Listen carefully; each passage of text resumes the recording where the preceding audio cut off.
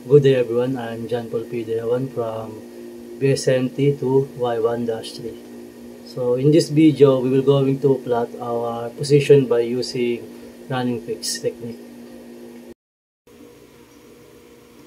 So our course is 90 degrees.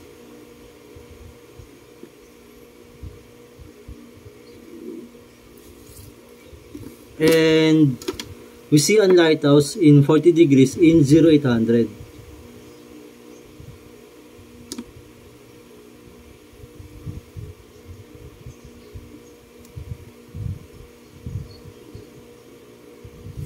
And that's our LOP1 in 0800.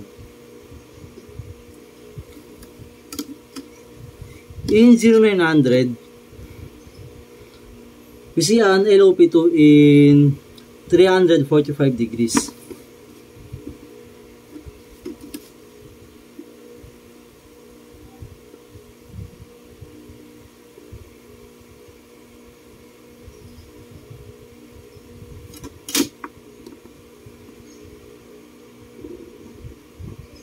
And that's our LOP2 in 0900.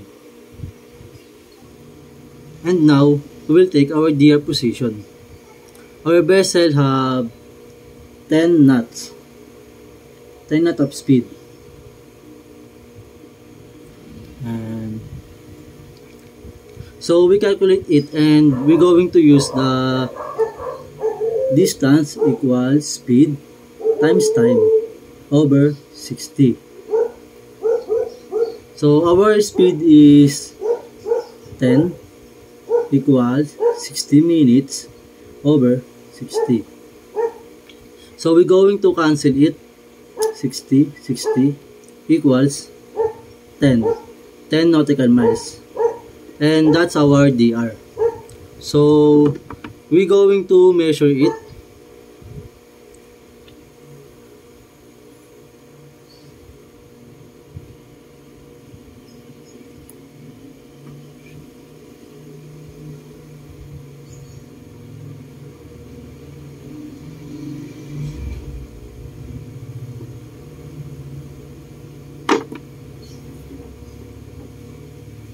And that's our DR in 0900.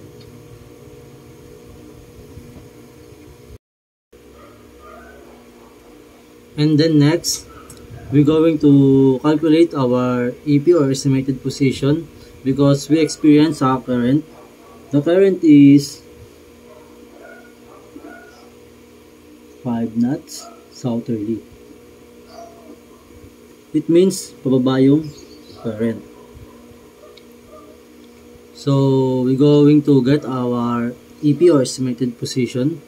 We will do again the distance over 60 times time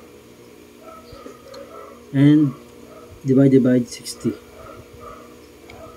So distance equals 5 knots times 60 divide 60 equals, so we're going to cancel it. Cancel 60 and 60 equals 5 nautical miles. So we're going to calculate it in our latitude scale. So southerly, it means pababa siya.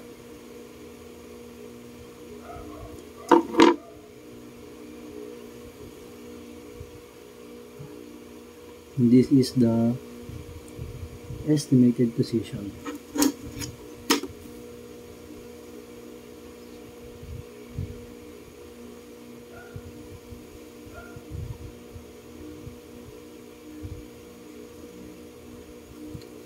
And that's our estimated position at 0900. And this is our set and drift.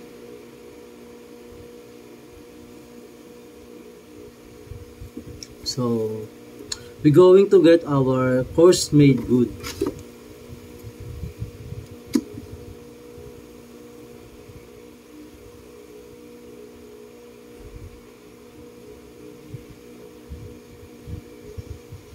So this is our course made good, or CMG. So now we're going to get our running fixed position.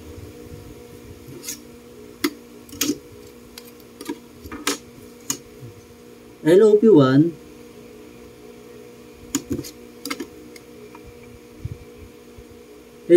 going to estimated position. And let's draw a line.